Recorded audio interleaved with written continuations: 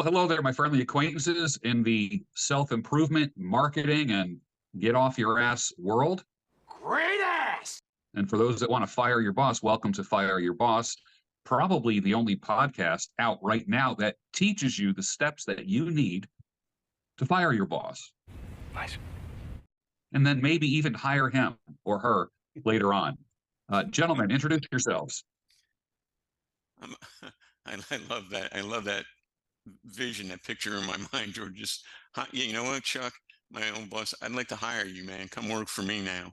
That would have been something. I am Frank Aaron from conversionchemistry.com, the beautiful creation that Jonesy and I have put together in order to help you, good citizen, escape the rat race and fire your boss with a little bit of time, a little bit of money, a little bit of effort, but not too much, because that wouldn't be much fun. That would be too much work. So we're here to help. Conversionchemistry.com. Over to you, Jonesy. And I'm Jonesy, also from conversionchemistry.com, the entrepreneur solutionist, former mentee, now still mentee of Frank Aaron, and going along for that ride to teach people strategically, right, how to quit their job and become their own boss, and then, you know, pop back into the old job with the cigar in their hand. Yeah, see, I got a spot for you, kid. To your old boss. That's what we want. Keyword: strategically leave your job, not impulsively leave your job. Correct. That's important. That's a very important distinction that I make. It's battle tried, but it did work for me, and it's worked for other people under my coaching and consultation, which is, simply put, build up your side hustle while you're still working, and then monetize and scale it to a point where it replaces your full-time income. I got to a point, George, where it was actually costing me money to go to work for somebody else. It was costing me money because I could make more in a day working for myself than I can make in a week working for the man. Positive cash flow is a beautiful thing, man. It is. Yes, indeed. Don't trade time for money. Frank Aaron, 1925 or something.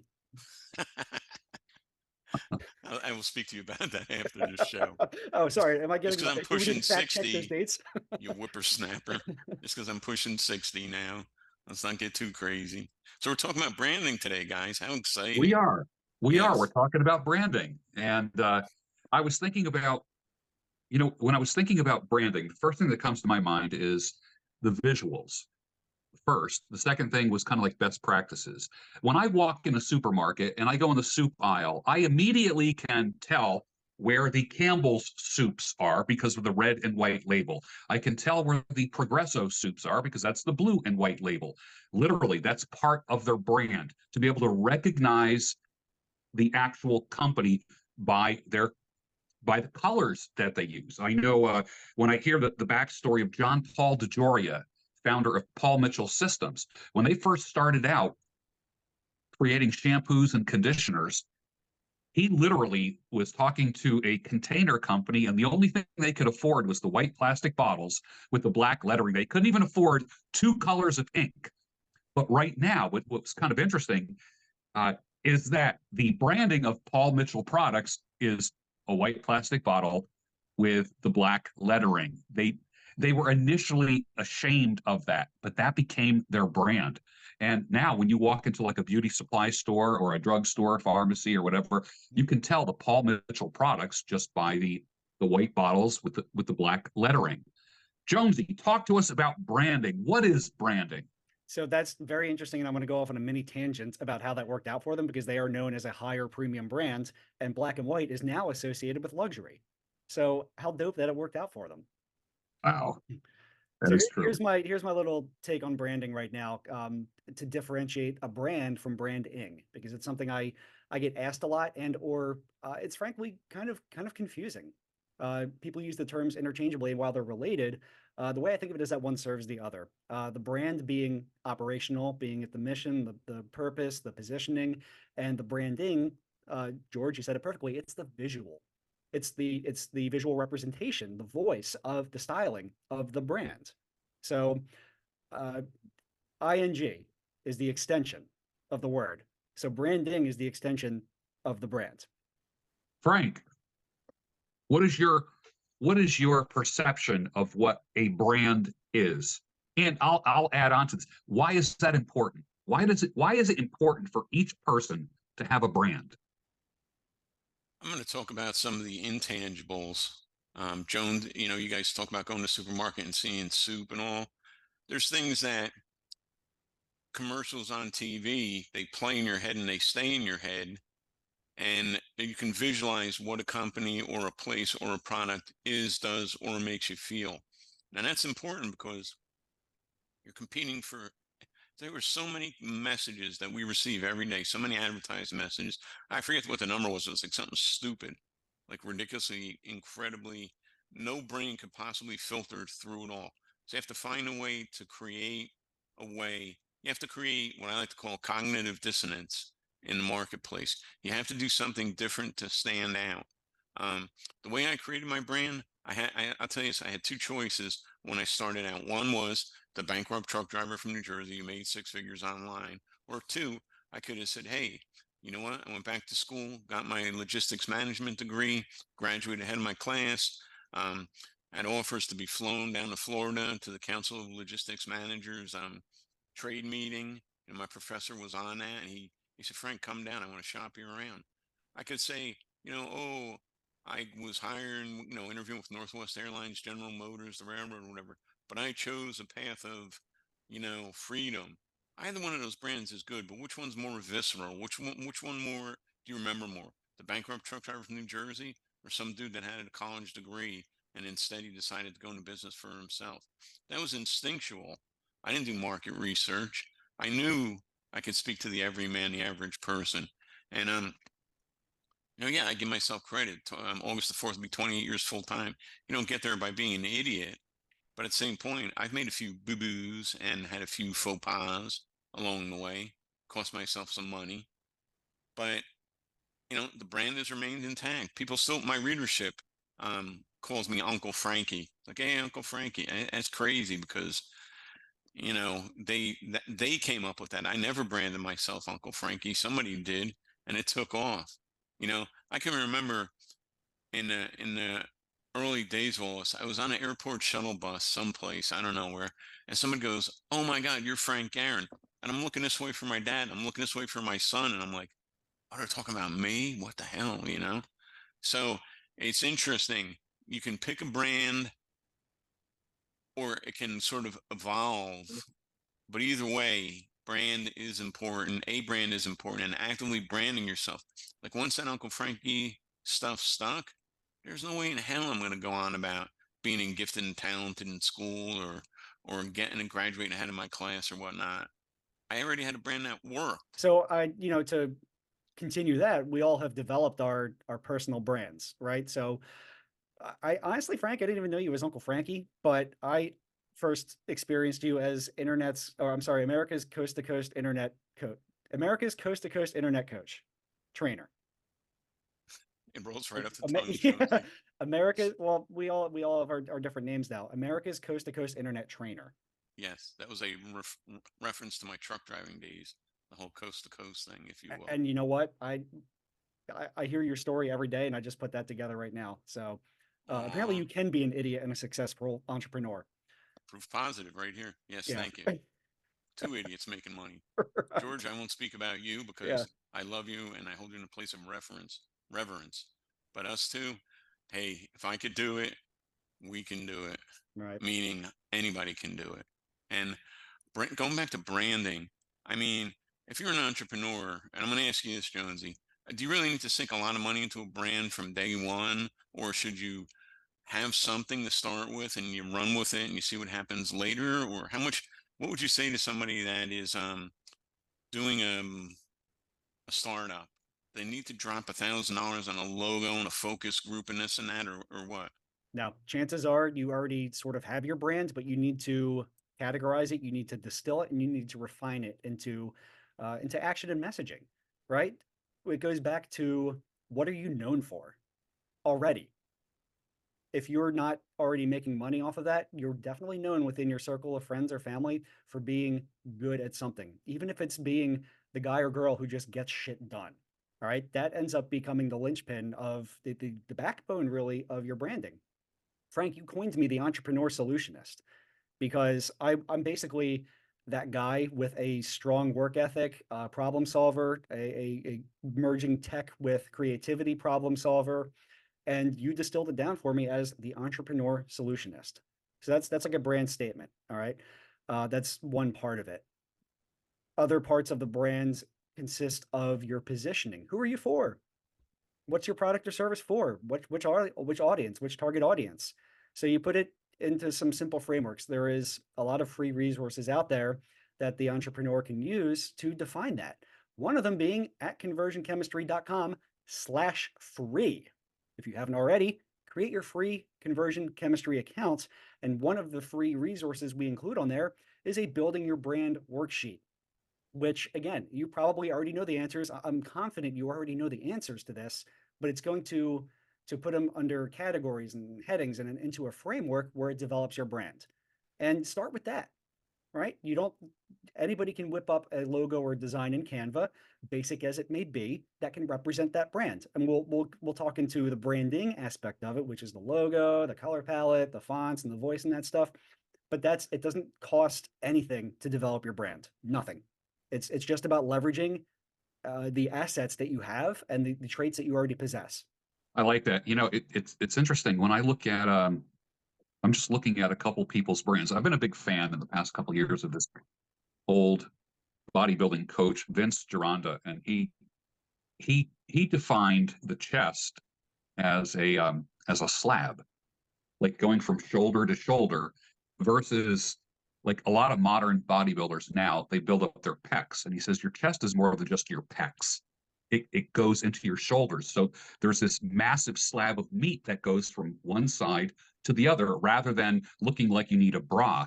And I'll never forget the story of Arnold, who arrived at Vince's gym and said, "Hi, I'm Mr. Universe," or something like that. He took the cigar out of his mouth and said, "You look like a fat fuck to me." He said, and Arnold really humbled himself and said, "I want you to help me to go to the next level." This is a guy who was already at the top, saying, "I want you to help me go to the next level." So Vince Gironda's brand was kind of like this unapologetic, you're going to get insulted kind of thing. And it just reminded me of branding. Like people went to him to like be told the cold hard truth, the way you do things, the Jonesy method, the Frank Garin method, the Vince Gironda method. What is the method? Methods, we talked about the visual element, Campbell's soup, Progresso soup. When I look at coffees, red is Folgers, blue is Maxwell House. Okay, those are the visuals. But as far as the methods are concerned, we all have very proprietary methods. I can go to a McDonald's in Conshohocken, and I can go to a McDonald's in San Diego and get the same exact cheeseburger, be talked to the same exact way, I think. But that's part of their branding, is their methods. Jonesy, how important is methodology to branding? Well, it's one of the 3 C's of branding, which is consistency. You know, clarity, consistency, and constancy. So having a clear message, using it consistently. This is what I'm talking about. I have a tenuous grasp on the English language. And constancy, which is using it all the time, everywhere, everything, everywhere, all at once. And that's to your point. Without even diving into what does the color red signify, what does the color blue signify, Folgers versus Maxwell House. The brand is creating an identity based on that, and thus we associate with it. And then it drives deeper into taglines, into messaging. It all has to resonate with that audience. It has to be relatable to that audience. You talk about the Vince, what the last name? Vince Gironda. Right. So not for everybody. No. But for the people who want to hire him. Yes. Yes, exactly. You go to him for the cold hard truth. It's Right. like that restaurant in the Outer Banks. Like if the waitress just like gives you your check and says, "Thank you, have a good day," you'd be like, "Wait a minute, tell me to get the hell out of here." Right. And that's consistency and constancy right there. And Yes. if we want to apply strategy and frameworks to it, that's when we start talking about demographics, psychographics, lifestyles, and all of that comes into play when creating and delivering that insult me message. You're not going to attract Karens with that type of messaging. That is true. Nor do you want to. Nor do you want to. Yeah. The E word, experience. How is experience part of a brand? Just to continue what I just said is that it's I always put it into a psychographic type of format, which is desires, needs, wants, values, concerns, and the branding, the messaging needs to be consistent with that. Even with values, right? That's something that a lot of the times we hold intrinsic. What do you stand for? What does anybody stand for? And trying to like Nike. I just brought up Nikes because they have a very, very powerful set of values, and they're one of the more known brands, obviously, not only through the branding itself, the swoosh logo and just do it, their tagline, but it's at Nike, we're committed to creating a better, more sustainable future for our people, planet, and communities through the power of sport. Okay. That doesn't say shit about selling shoes, selling sports equipment, whatever. Exactly. It's values driven. And what that does is it grabs the attention and connects with that psychographic profile of values. I was looking at John Paul DeJoria, who's kind of, I would call him my business mentor. And he was the guy that taught me things like praise publicly and reprimand privately, that type of thing when working, in a factory kind of a production environment. And he said, because we started this praise publicly, reprimand privately, he said, the turnover went down. He said, we didn't have any turnover for 30 years. He goes, people would say, how do I get a job at Paul Mitchell Systems? He says, you can't, because nobody leaves. They were treated so well. So, and it wasn't just the white bottles with the black lettering. It wasn't just the quality of the products, the higher end, bougie kind of products that Paul Mitchell is known for, but they even had a brand that their employees experienced. So there was an internal branding going on. Culture. What are your thoughts about that?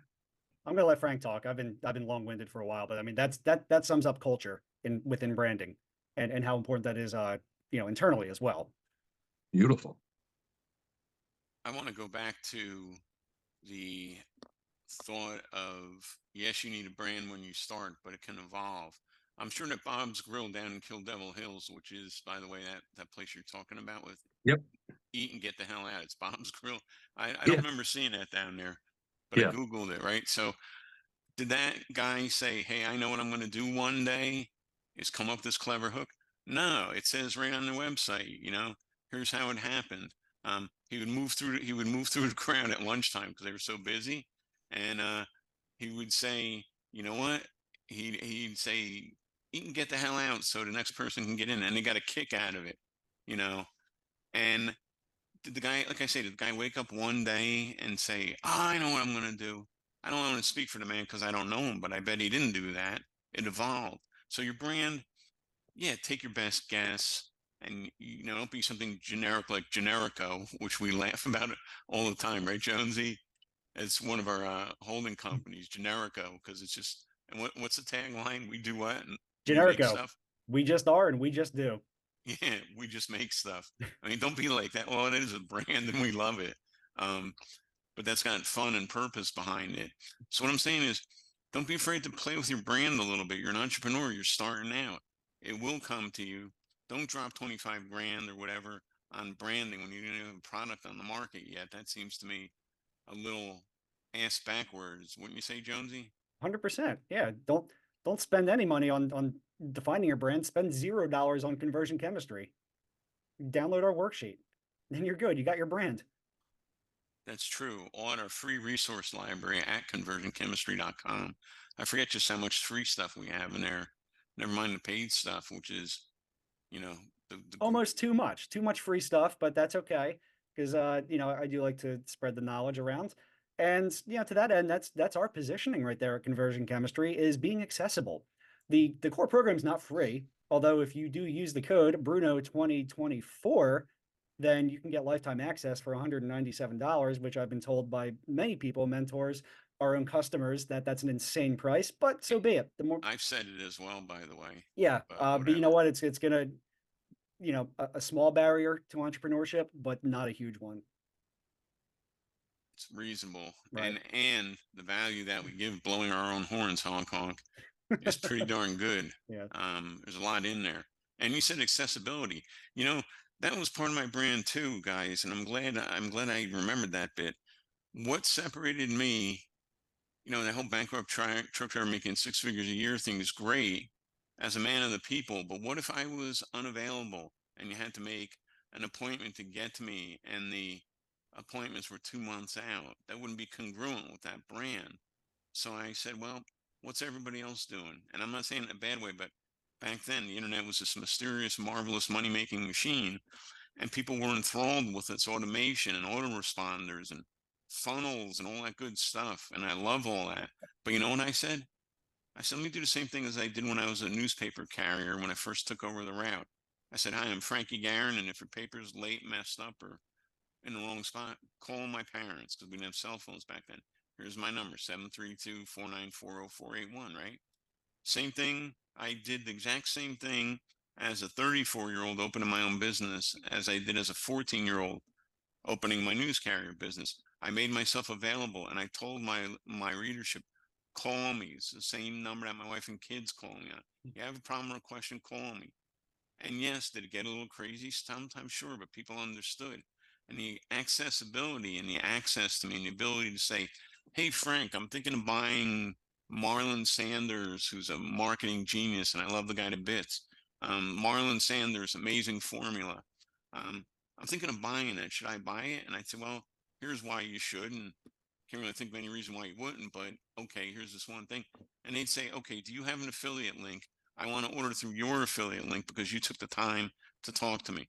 So what I talked to them for 10, 15 minutes? Shit, I was talking to people all day for free anyway, driving a truck or being an auto parts, counterman or delivery guy or all the other things that I've done over the years. I just figured out, let me turn that into a brand. Don't email me, call me. Even though we're on the internet, you still want to talk to a human being, don't you? And that brand served me for a long, long, long, long time. And I guess in a way it still does for those in that particular field, internet marketing. They know that I was available. They know that I would talk to them.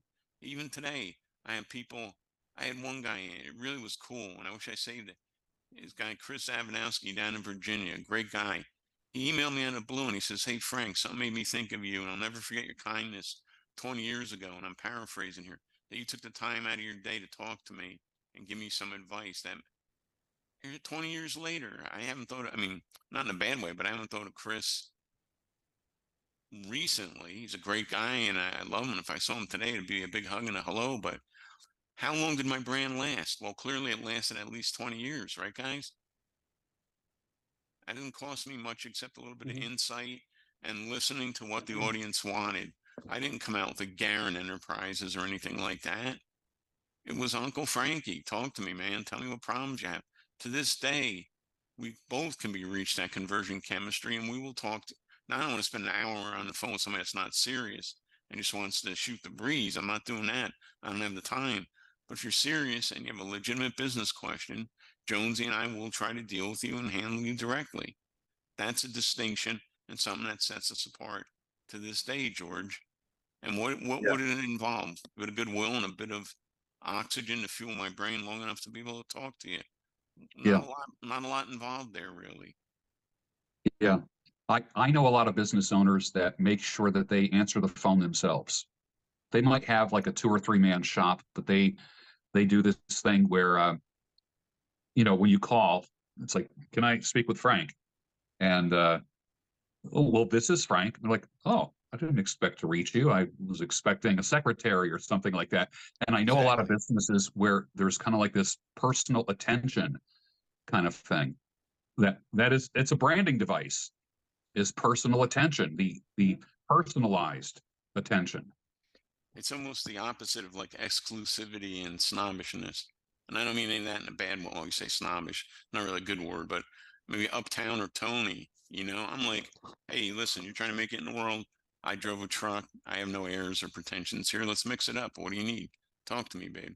You know, and Yeah. it worked. It's the same thing. People would say, oh, can I speak to Frank? I'm like, yeah, it's Frank. How are you? What are you doing answering your own phone? Like it was a bad thing, you know?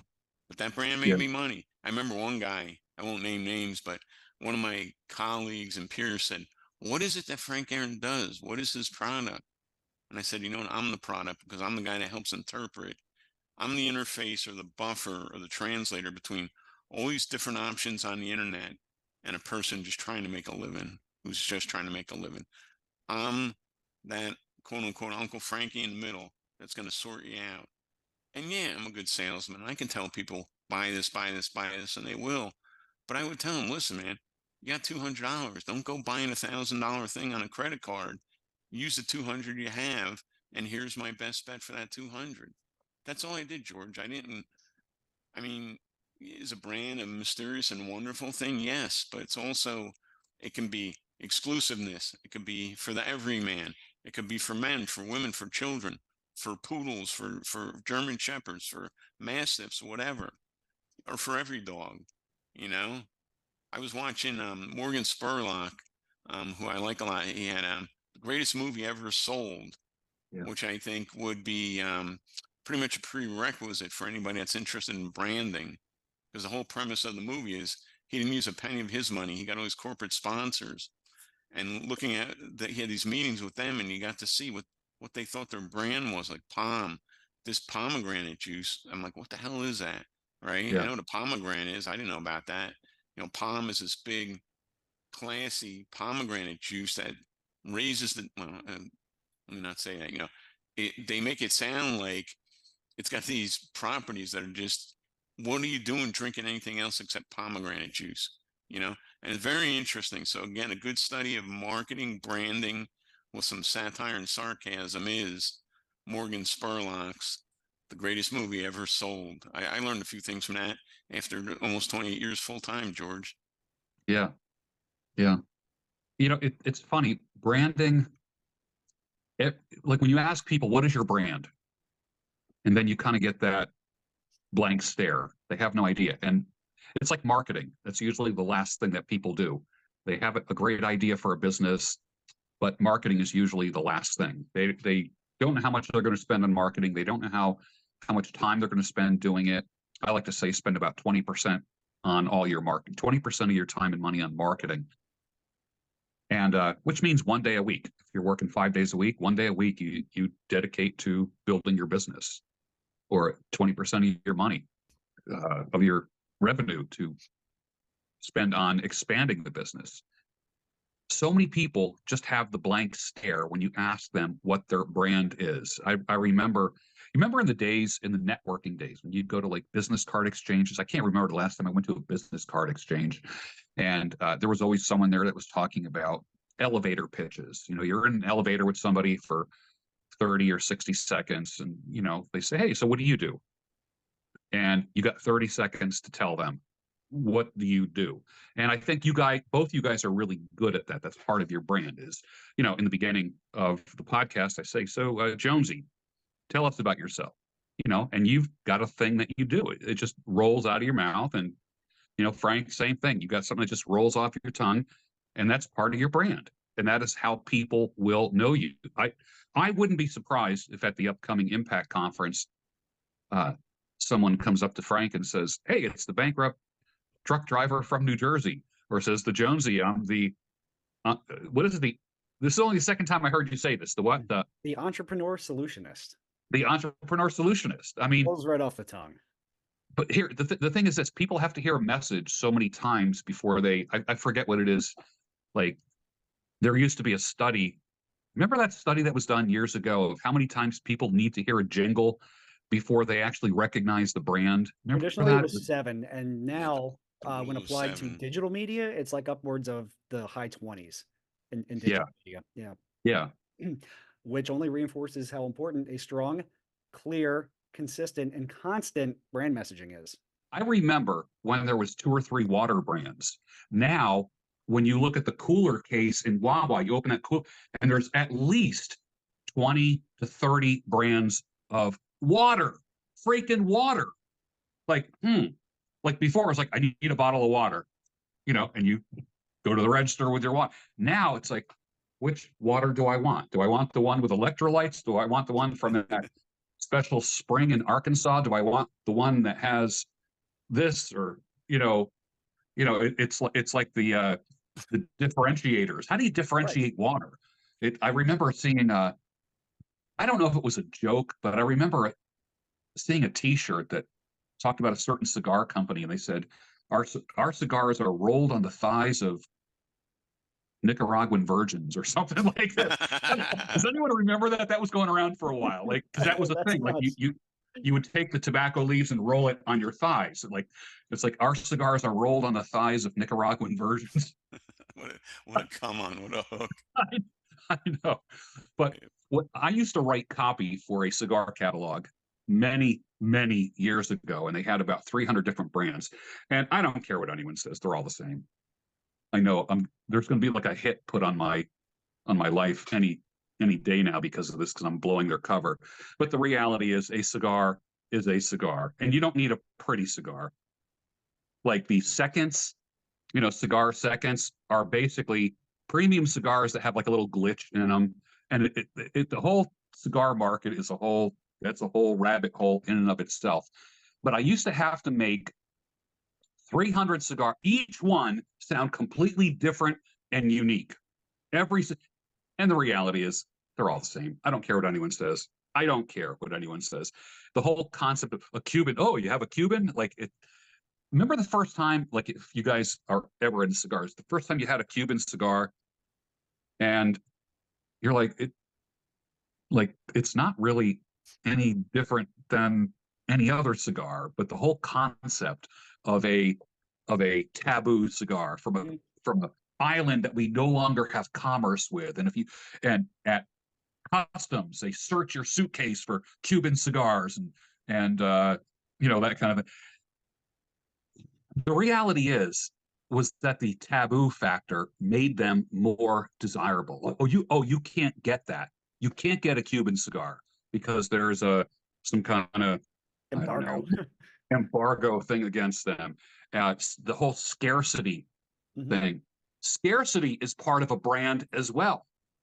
A guy shows Absolutely. up at a party with a bunch of cigars and says, "Hey, I got a whole bundle of Cubans here." Everyone's like, "Ooh, give me one." It's no different than any other. I don't care what anyone says. I know there's going to be aficionados that are going off on this, but the reality is that Cuban cigar manufacturers have really capitalized on the whole scarcity thing. Jonesy, how is scarcity part of branding?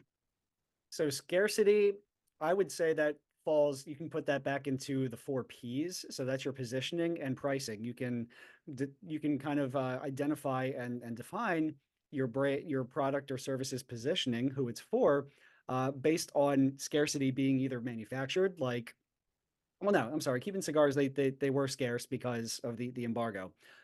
Scarce in the United States, plentiful in Cuba, right? Everywhere else, yeah, Yeah. So every other country. that can set your price and make it something that's more exclusive, something that's harder to get, premium, um, luxury. And that's you know that's exactly that's positioning. That's just the positioning aspect of branding right there.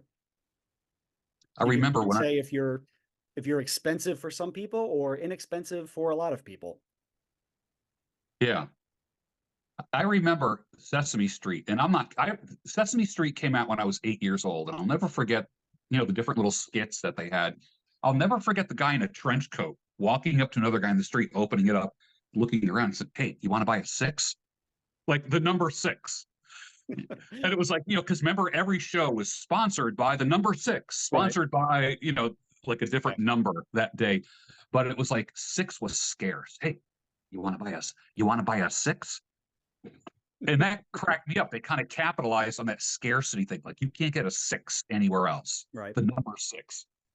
Think about even the cigars like you're talking about. One is you keep them all in the humidor, and the second thing is you set them all on fire and burn them till you're done anyway. The whole thing, does the whole market make sense at all? Never mind the Cubans. right? You're Yes. setting something on fire and smoking it, and you get some satisfaction. At the end of the day, what do you have left? A cigar stub, right? That's what Mhm. you got left for your money. So that's about the experience that, oh, it's cooler than cigarettes, it's healthier than cigarettes, whatever. You're still setting something on fire and smoking it, man. Yeah. Yeah. I think the tobacco industry it's very interesting following them. I think it's absolutely fascinating just seeing how they differentiate and have scarcity and uh, a study of the tobacco, and not necessarily the cigarette industry, but as far as cigars and pipe tobacco uh, and chew now, the stuff you put between your cheek and gum and all that. Now there's pouches and, forget the tobacco. Now we just have pure nicotine that you stick in your mouth and this kind of thing. So that's a whole study in and of itself. You talk about branding. I can remember my dad smoked a pipe for years and years, and his was half and half. And he'd be like, Frankie, here's $1. Go to the store, get me a pouch of half and half. Keep the change for your bubble gum. And if I remember right, it was silver and it had dark green and dark red. It still does. Yeah. So how many years? My dad's been gone 4 years and he hasn't smoked in the past 20 or 30 before that. And I can still remember as a kid, a pouch of half and half, please. Had to be half and half. And boy, if they were out of half and half, man, my dad's day was ruined, you know? Yeah. And they But just it's, let little Frankie go in and buy tobacco from the corner store? oh, hell yeah. Oh, Back man. then, sure. Yeah, Oh, absolutely. I could go and get cigarettes or cigars for my father or my grandfather. Yeah. It was not that For big of a your deal. for your father. Yeah. They had cigarette vending machines, right, George? That Oh, were in, absolutely. I yeah, remember cigarette. those, yeah. Yeah. Yeah, they had little knobs and stuff, yeah. Oh, yeah. Yeah. Yeah. Thank God I never smoked. I'll tell you what, I was too busy drinking beer. Budweiser owes me a fortune in corporate sponsorship because I'll tell you what, I strongly endorsed Budweiser throughout my teens, my 20s, and my early 30s, man. You got Well, Anheuser-Busch, pay up. You owe me. think about those like some of the entities that we talked about: cigars, tobacco, coffees, um, various beers, and of course, I think the microbrew, the advent of microbrews really the big companies have taken a beating with these microbrews that are popping up, these hometown microbrew places. I mean, it's I'm old enough to remember when there was just maybe 8 taps at a bar. Now Exactly. I go to some bars like there's this place that opened up near me. Forget how many taps they have now. Maybe 60. Like what? Jeez. I remember when a menu. Remember when you go to a restaurant and there was a wine list. Mhm. Remember that? Now you go to restaurants. Oh, here's our beer list. Now there's a It's hundred different beers. crazy. Yeah, Hey, it's crazy. we were kids. You drank Erlangers, red, white, and blue, I think it was, or like Schlitz. That was the cheap beer. Yeah, Budweiser was the good stuff, and Michelob was kind of equivalent to Budweiser, but maybe a little more uptown, you know? And that's the beers I can remember. I mean, yeah, you had your imported stuff like that, but 100 taps, Mike, how do you even sample them all, George? I mean, it's it'd be fun to try, but 100, and yet the mere fact that there's 100 different beers to try is a selling point for Wheel of Hands. That alone is something. And come out and try your own. We have a place 2 miles from here. It used to be a post office. Now it's a microbrewery, and you come in there and you have your drinks and a little bit of finger food, yeah. And they're making a Yeah. living. There's cars and trucks there all the time. I never heard of a flight of beers until like the past maybe 10, 15 years, where you go and get a bunch of little glasses, and you pick your 6 or 8 beers and it comes on a board with like little 2-ounce glasses and you can try a number of beers. So I stopped drinking beer, I don't know, about 5 years ago because it's too estrogenic, and I felt myself getting a little flabby, and I'm like, okay, I'm done with the beer thing, done. But branding, when I'm also into motorcycles, okay, and all I know is I remember buying a Honda that was under a tarp in a guy's garage for like 20 years, and it was so not used under this tarp that he started storing stuff on top of it. So he had to like when I went to buy, he was like taking crates off of the motorcycle. It's like, I don't know. He goes, it's been here for a long time, and takes the tarp off of it like that. And he goes, I'm gonna have to, jump it or put a new battery in it. So he got out the jumper cables, and that sucker started right up, like right up after not riding for 20 years. And that was my first experience with Honda. Now, I'm really gonna rub a lot of guys the wrong way. Harley Davidson. I don't know anyone who has Maxwell House on a tattoo, or Folgers, or Campbell's Soup, but I know a lot of people that have Harley Davidson, Ride or Die, and it's not the best damn mechanical engine in the world. It's not. I think Honda is superior to Harley. I know, again, I'm waiting for a drone to hit my house any minute now after saying that. But the reality is, Honda can sit for 20 years. Put a new battery in it, that sucker will start right up and is roadworthy. You're going to have to replace seals and, cracking rubber tires. But Honda makes a superior vehicle. That really comforts me because I have a 1979 400cc Honda Hawk sitting in my backyard that I picked up off of a buddy that has just been sitting there because I haven't really had time to haul it to the carb shop to get it restored. But yeah. Thank you for validating my choice. Well, I mean, there are kind of people who fled the V-twin culture, and have said, "Oh, I went to Honda because my bike was spending more time in the shop than on the road." I've heard people say that more than a few times. But Harley has a culture. It has a brand. Absolutely. I mean, I had heard. Did we talk about this last time about Ferrari? How I forget what percentage of Ferrari revenue is from Ferrari hats, shirts, keychains, this kind of stuff.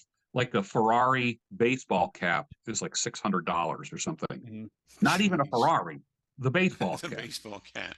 Yeah, it's crazy. So when I look at like Harley, you go into a Harley dealership, half the dealership is the apparel and the tchotchkes, the keychains and the mugs and the, because you get the same Harley shirt with just a different dealership on the back is all it is. Yeah. And but they've done a great job of building that brand. Well, now let's look at something else in vehicles, minivans, because I remember my wife, Catherine, she says, I'll never be caught dead having a minivan. As soon as we had our baby girl, Nora, it's like, oh shit, we need a minivan. Well, she picked Toyota, and she's on her second one now. You get 250,000 miles at them before they need anything, right? Yeah. And they just run and run and run. Is it the most beautiful thing in the world? They're okay, but inside it's got everything you need. And the thing, turn the key and go. Let's go to Alaska tomorrow. Somebody build a bridge. They run and they do what they're supposed to. It's like me with, listen, I'm a Dodge boy. I've had my 84 Dodge, was it 82? Got 150,000 out of it. No reason I got rid of it because it started rusting. My 2004 is 20 years old. It's got 253,000 miles on it. It just keeps running. I haven't had a truck payment since 2009. And now it needs a catalytic converter after 250,000, but okay, no problem. It only needs one if you get caught.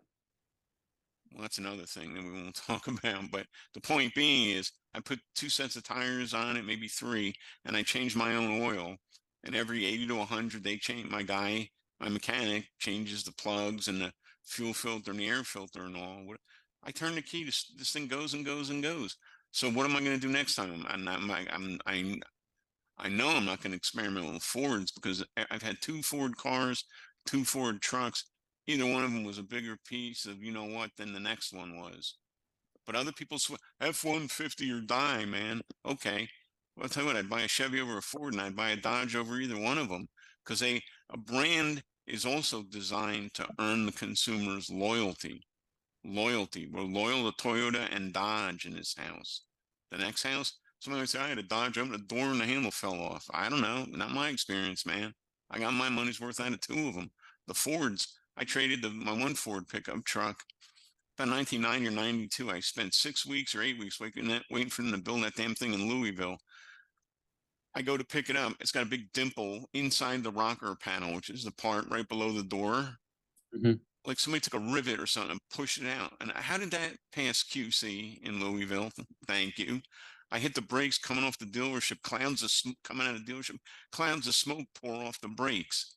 I had to go back to the dealership. They said, "Oh, must be oil on the pads." How the hell do you get oil on brake pads? That's the opposite of what you want. What Yeah, yeah. I want to What you're stop. talking about is inconsistency within the brand, really, Yeah, because you have different product lines within these brands. We'll use Ford and Dodge as perfect examples right here.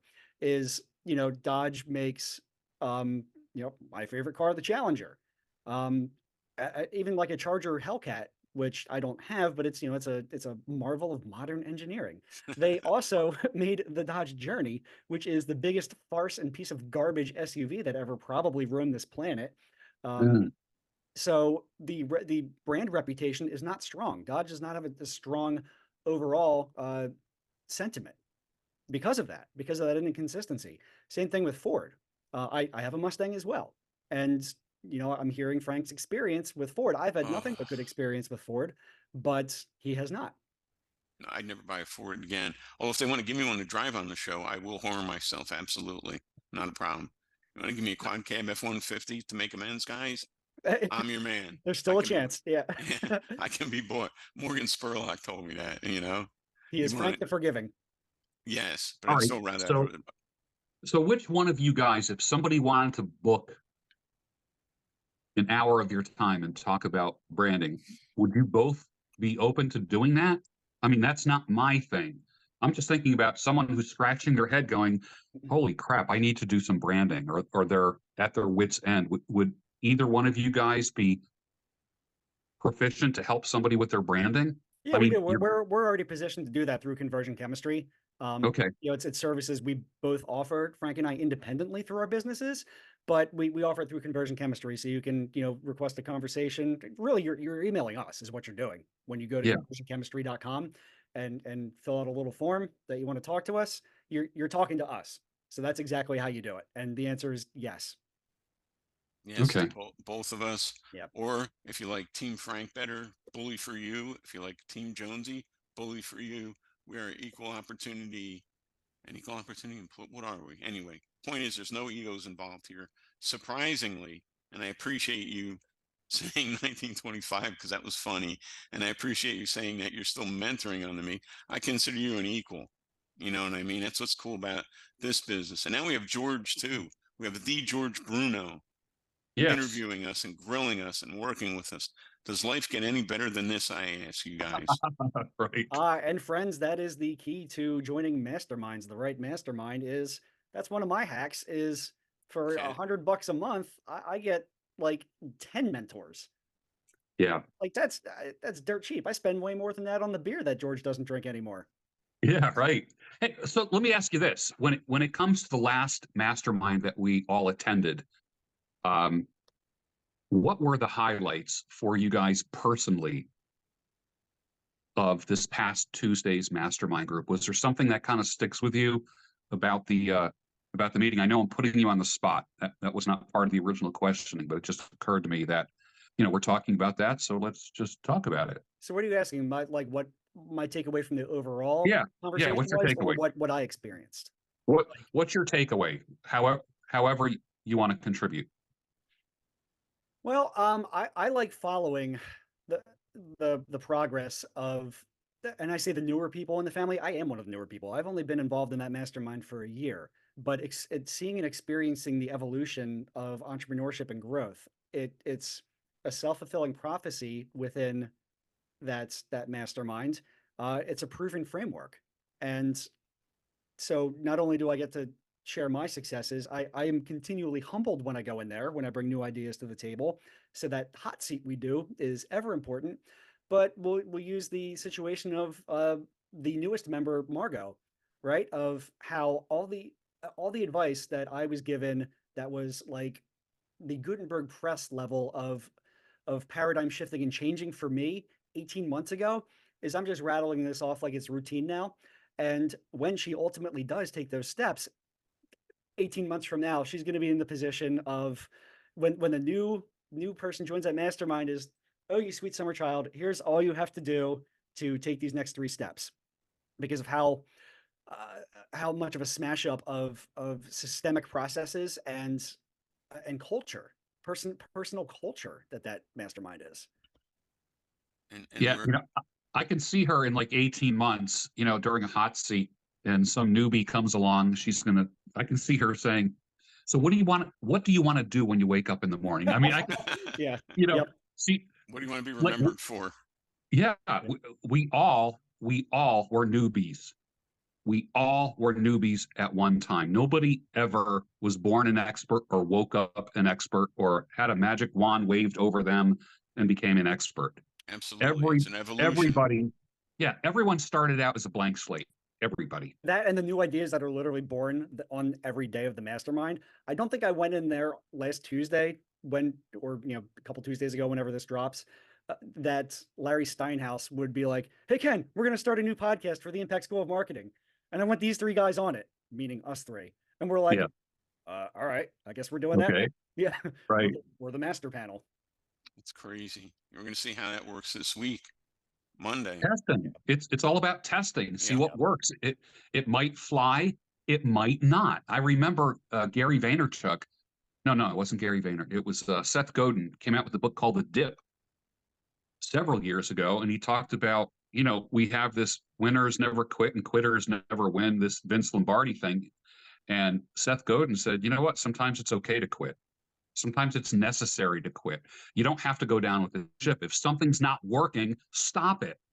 Like, tweak as much as you can. And when you've exhausted resources and it's still not working, there's no dishonor in saying, okay, it had a good run. We tried it. It didn't work. That's why I said with Fire Your Boss, we'll do a dozen episodes and we'll see how it's helping people. Right. We'll see if there's a value in this. We'll see if we're branding ourselves properly with this podcast.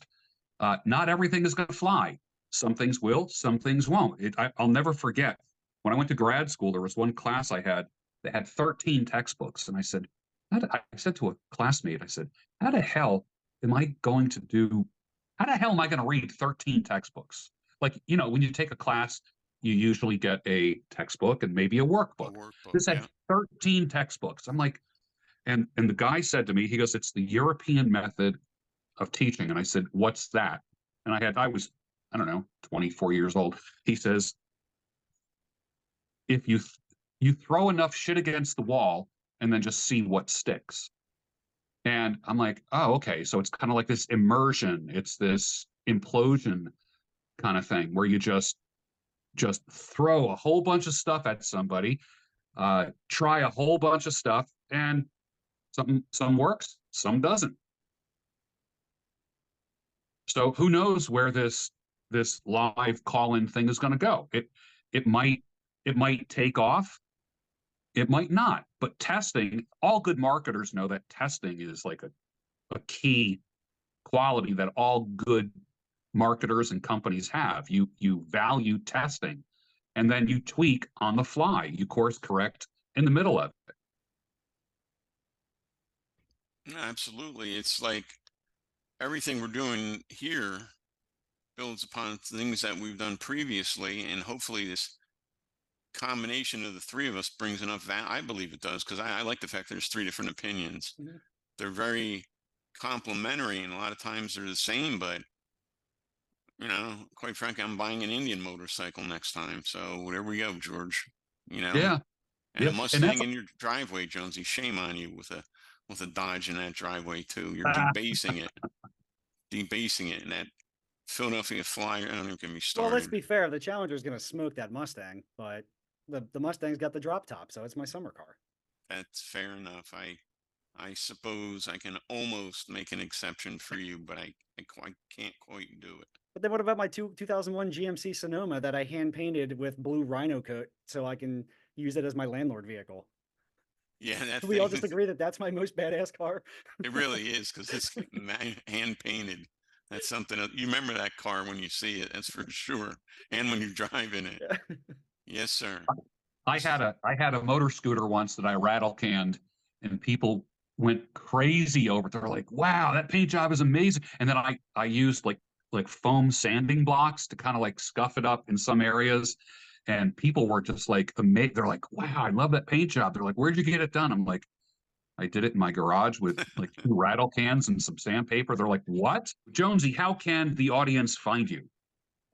Screw finding me. What I want them to do, which will ultimately lead back to me anyway, is go to conversionchemistry.com/free and download and fill out your branding worksheet guide, which will help you to define your brand or redefine it. Because I'll still go to a branding class and seminar just to get new, fresh perspectives and ideas and frameworks that we fold into conversion chemistry. Beautiful. Frank Aaron. I would tell people to go to conversionchemistry.com/free and download their branding worksheet as well. And then I would say to get in touch with us because we're here to help. I would also tell people another URL that they need to go to is ken1day.com. That's KENONEDAY.com, because that is our sensei, guru, and master of ceremonies, Ken MacArthur, the man, the myth, the legend himself. That's the one day mastermind that we keep telling you guys about. And I won't miss one now. I was hit and miss for a while, and I'm kind of doing it because I love Ken and all. But once I sat through 2 or 3 of them, I was like, damn, I'm getting some real value here. And I learned something every time. And the excitement of a mastermind and checking in with your fellow entrepreneurs and speaking the same language and seeing people grow up and graduate sort of, like Bill and throw me my name here. Yeah, Michael Smith, the Yes. Smith guys. Yeah. Seeing those 2 crazy kids kind of graduate, move on, and then people like Margot come in new again. It's fun. You learn something new, and I'm rooting for Margot because I'm almost half Polish myself, and I understand that Eastern European kind of mindset and stuff like that, stoic and just work and work and work and don't change things.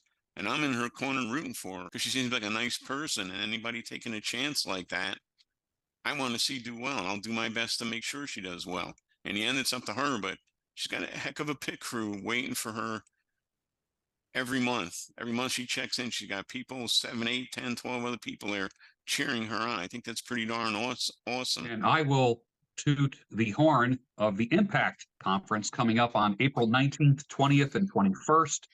If you go to createimpactnow.com, take a look at the speakers. It's 3 days that are going to blow your mind. Bring a notebook, several pens, and be ready to learn, be ready to shake hands with people, be ready to be in a room with people who think differently than you, who can help you.